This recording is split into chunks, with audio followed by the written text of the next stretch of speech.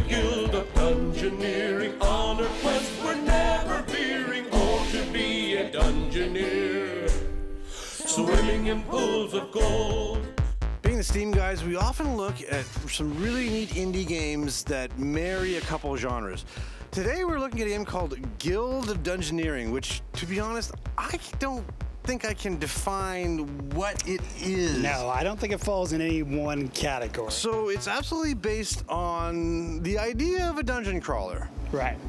However, after that, things get a little bit weird. So this is a combination of a dungeon crawler, card battler, turn-based, tactical-ish game, even though the tactical is very, very light. It's a very, very strange game.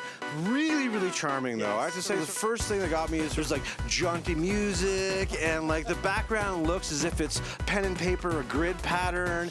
Each level you get cards that let you build up your guild, but then also cards that let you explore into dungeons and then add rooms and all sorts of monsters and stuff to sort of build up this dungeon.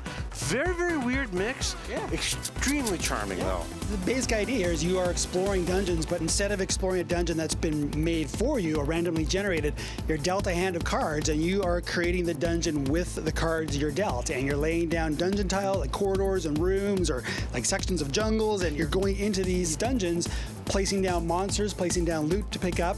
And the idea is each dungeon has an objective, whether it's kill X number of monsters, kill a boss, retrieve an item, get out within 10 turns, and you got to figure out the best way to create the dungeon with your cards. And then when you engage in battles, it's kind of like a very Magic the Gathering light. It's like a card-based battle where your opponent plays a card, you're playing a card, and the result of those two cards determines how many hit points each of you takes. And if you die, you're gone. And if the monster dies, you continue on. It's a really weird kind of premise, but other than the fact that it's super charming, it's actually weirdly fun. Your guys pick up loot, and initially you're picking up things like you'll be wearing a pot on your head as a helmet, and you'll have a stick as a weapon, and a stool as a shield. And as you level up in each dungeon, you're getting better armor, better weapons to take on the more powerful monsters. It's so difficult to define. You know what? I think this potentially could be a pretty good mobile game. Yeah, I'm actually surprised there's not an iPad version. These guys, it's a very, very small indie studio out of Dublin, Ireland. I wouldn't be surprised if they ported over to tablets eventually, because I think it would work really well there.